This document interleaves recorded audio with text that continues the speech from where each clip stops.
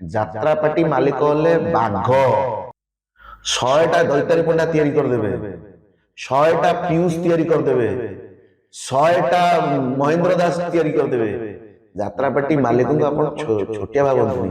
ନମସ୍କାର, ଜୟ ଜଗନ୍ନାଥ। ମୁଁ ରୁଦ୍ରମନ। ପୀୟୁଷ ତ୍ରିପାଠୀଙ୍କୁ କେବେ ମୁଁ ଦେଖିନି, କି ପୀୟୁଷଙ୍କ ବିଷୟରେ ଶୁଣିଛି, ଜାଣିଛି। ସେ ଜଣେ ଆକ୍ଟର। ଯାତ୍ରା ବି ତାଙ୍କର ତୁଳସୀ ଗଡ଼ନାଟରେ ଏମିତି ଭିଡ଼ିଓରେ ଯାହା ଦେଖୁଛି। ମୁଁ ଗୋଟେ କଥା କହିବି, ଯାତ୍ରାପାଟିରେ ଯେତେ କଳାକାର ଟେକ୍ନିସିଆନ, ତାଙ୍କ ସରକାର ହେଉଛନ୍ତି ତାଙ୍କ ମାଲିକ।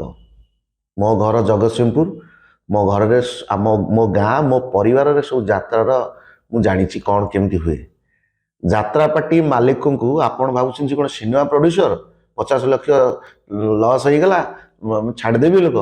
ଯାତ୍ରାପାଟି ମାଲିକ ହେଲେ ବାଘ।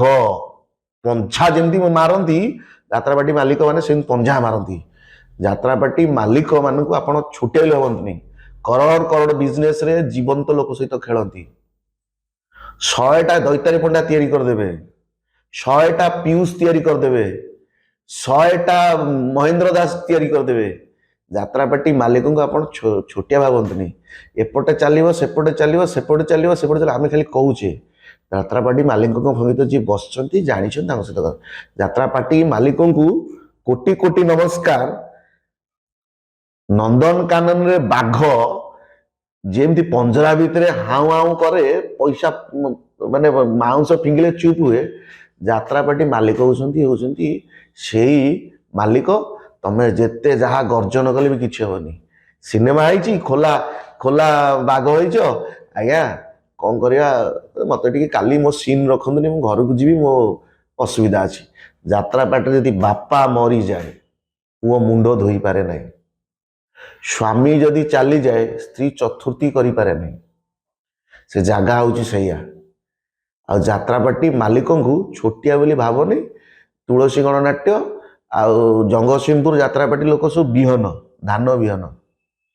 ତାଙ୍କ ମାମୁଁ, ତାଙ୍କ ପିଢ଼ି, ତାଙ୍କ ଭଣଜା, ତାଙ୍କ ଇଏ ସବୁ ପିଢ଼ି ଲାଗିଥିବେ। ଯାତ୍ରାପାଟି ମାଲିକଙ୍କୁ କେବେ ଆର୍ଟିଷ୍ଟ ହଇରାଣ କରିପାରୁନାହାନ୍ତି। କେଡ଼େ କେଡ଼େ ଆର୍ଟିଷ୍ଟ ଯାତ୍ରାପାଟି ମାଲିକଙ୍କୁ ହଇରାଣ କରିନାହାନ୍ତି।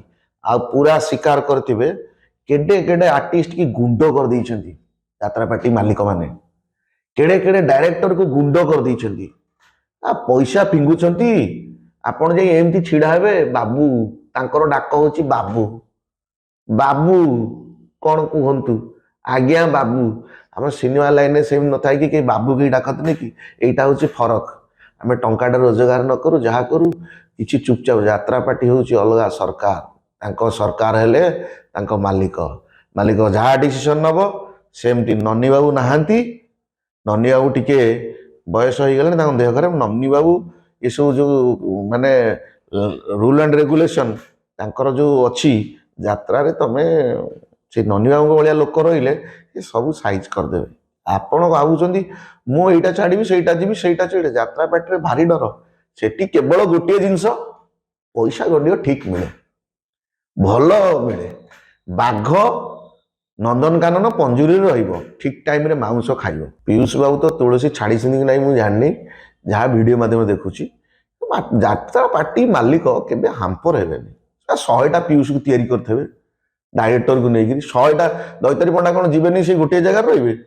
ଦୈତାରୀ ପଣ୍ଡା ନଥାଇ ତ ପୁଣି ରାଣୀ ପଣ୍ଡା ନାଟକ ଲୋକ ଦେଖୁଛନ୍ତି ନା ନାହିଁ?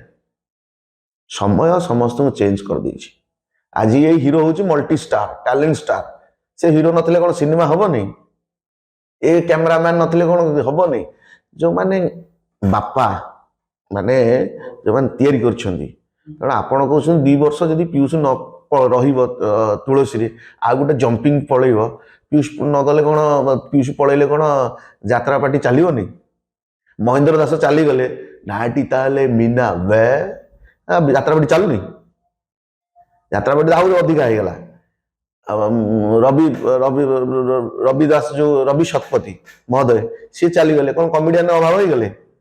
ଯେଉଁ ସମୟରେ ଯେଉଁ ଟ୍ରେଣ୍ଡିଂ ହେଇକି ଅଛନ୍ତି ସେ ସମୟରେ ଆସିବ। କାହା ପାଇଁ, କେଉଁ ଆର୍ଟିଷ୍ଟ ପାଇଁ, କେଉଁ ହିରୋ ପାଇଁ କେବେ ଯାତ୍ରାପାଟି ବନ୍ଦ ହେଇନି, କୌଣସି ଅନୁଷ୍ଠାନ ବନ୍ଦ ହେଇନି। ଆଉ ପୀୟୁଷ ବାବୁ ତ ଅଛନ୍ତି ତୁଳସୀ ଗଣନାଟ୍ୟ ମାହିର, ଯାତ୍ରା ସମ୍ରାଟ ତୁଳସୀ। 100ଟା ପୀୟୁଷ ତିଆରି କରିଦେବେ, 100ଟା ପୀୟୁଷ। ପୀୟୁଷଙ୍କ ପରିଚୟ ହେଉଛି ସେଇଠି ତୁଳସୀ। ତେଣୁ ବାପାଙ୍କ ନେଇ ଛୁଆ ନା ଛୁଆଙ୍କ ନେଇ ବାପା। बापा जदि स्ट्रंग अच्छी ना सब चलो शिवानी शिवानी सब जदि खाली चलोनी कौन से एमती स्टोरी बनइबे विनोदाई की नहीं एमती लिखे विनोदाई की नहीं अरुण बारिक को नहीं एमती स्टोरी करदे आप चाहिए कहना आज किसी बड़ बड़ यात्रा माने यात्रा पार्टी बुड़ी गला कौन चलुनी सब समय अनुसार ये हूँ जार जो दाना पानी अच्छी से पाइब पीयूष जब छाड़ी तुलसी गले किसी असुविधा हेनी पीयूष जी माल से माल सब अधिका चले यात्रा पार्टी ये 20 लक्ष से 25 लक्ष आमको जमी जी अधिका पैसा दूसरी लोक कहते पड़े दत्तारी पंडा तो कहले ना आमे भाई जो पैसा से तेणु यात्रा पैसा जो से जहाँ को यात्रा पैसा से तेणु से पैसा जो मैंने झुलिकी बांधिकी रे मालिक जानी मालिक जानी कौटी जे कि यहीटा गोटे पब्लिसिटी मिछ प्रसार हो पीयूष छाड़देले तुलसी अमक छाड़देले तुलसी जो 2 वर्ष बुकिंग है पीयूष को लेकिन कि यात्रा को नहीं सी कौन मालिक कांदी ना कौन ना तुलसी चलोनी ना बुकिंग टा बंद करदे पीयूष जदि चली जाती तुलसी तुलसी गणनाट्यर से दम 100टा पीयूष तैयारी करदे कोणार्क जदि दैतारी पंडा छाड़ दियंती 100टा दैतारी पंडा तैयारी हो जेड़े जेड़े सब स्टार अच्छा मल्टी स्टार जमती आम फिल्म मल्टी स्टार सब बसी जाइए सिनेमा चलुनी समय अनुसार समस्त अपडेट हो एहिपरि अपडेट सिनेमा खबर जानिबा पई आम चैनल को लाइक शेयर एंड सब्सक्राइब करंतु। नमस्कार।